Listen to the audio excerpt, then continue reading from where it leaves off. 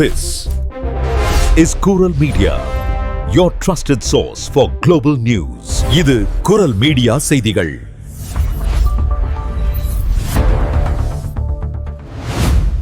பிரான்சில் வாழும் ஈழ தமிழ் சமூகத்தையே ஒழுக்கும் வகையிலான அதிர்ச்சிகரமான சம்பவம் ஒன்று பாரிஸை ஒட்டியுள்ள 93ஆம் பிராந்தியமான செயின்ட் செயின்ட் டெனிஸ் மாவட்டத்தில் பதிவாகியுள்ளது.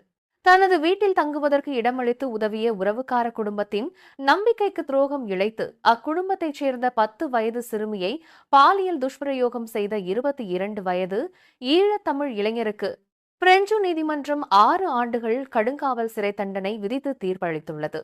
சுமார் 2 ஆண்டுகளுக்கு முன்னர் பந்தின் அல்லது அதனை அண்டிய பகுதியில் வசிக்கும் ஈழத்தமிழ் குடும்பம் ஒன்று புதிதாக பிரான்ஸ் வந்த தமது தூரத்து உறவினரான 20 முதல் 22 வயது மதிக்கத்தக்க நபர் ஒருவருக்கு உதவும் நோக்கில் தங்கள் வீட்டில் தங்க இடம் அளித்துள்ளனர்.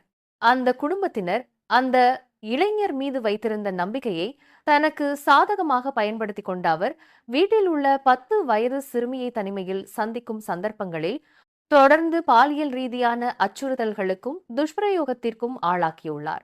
இந்த துஷ்பிரயோக சம்பவம் ஒருமுறை மட்டுமல்லாது குறிப்பிட்ட காலம் வரை தொடர்ந்து நடந்தேறியுள்ளது.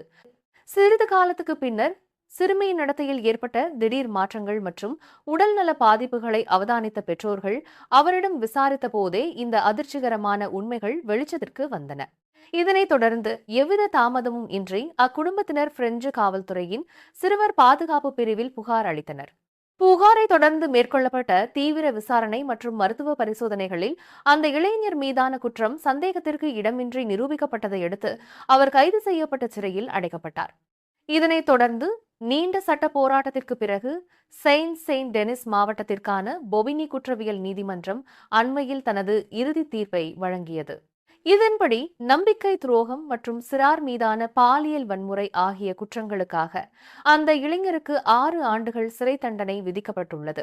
அத்துடன் பாதிக்கப்பட்டவர் சிறுமி என்பதால் அவரது எதிர்காலம் மற்றும் குடும்ப கண்ணியம் கருதி பாதிக்கப்பட்டவர்கள் மற்றும் குற்றவாளியின் பெயர்கள் அதிகாரப்பூர்வமாக வெளியிடப்படவில்லை.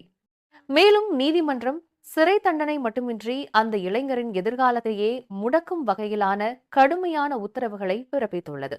பிரெஞ்சு சட்டத்தின்படி வெளிநாட்டவர் ஒருவர் 5 ஆண்டுகளுக்கு மேல் சிறை தண்டனை பெற்றால் அவரது வதிவிட உரிமை தானாகவே ரத்தாகும்.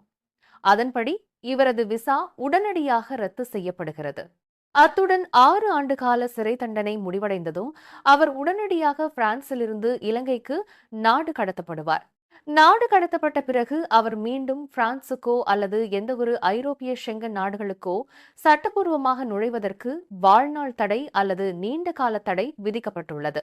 அத்துடன் பாலியல் குற்றவாளிகளுக்கான சர்வதேச பட்டியலான ஃபிஜாய்ஸ் கோப்பில் இவரது பெயர் சேர்க்கப்படும்.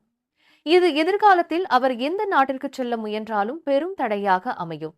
கடந்த ஆண்டில் கொண்டுவரப்பட்ட புதிய குடிவரவு சட்டங்கள் இத்தகைய குற்றவாளிகள் மீது எவ்வித கருணையும் காட்டக்கூடாது என்பதை வலியுறுத்துகின்றன. தற்போது இச்சம்பவம் சிறிய வாடகை தொகைக்கு ஆசைப்பட்டோ அல்லது உறவு முறை என்ற பெயரிலோ நன்கு அறிமுகமில்லாத நபர்களை தங்கள் வீட்டில், குறிப்பாக பெண் குழந்தைகள் இருக்கும் வீடுகளில் தங்க வைப்பது எவ்வளவு பெரிய ஆபத்தை விளைவிக்கும் என்பதற்கு ஒரு சான்றாக அமைந்துள்ளது.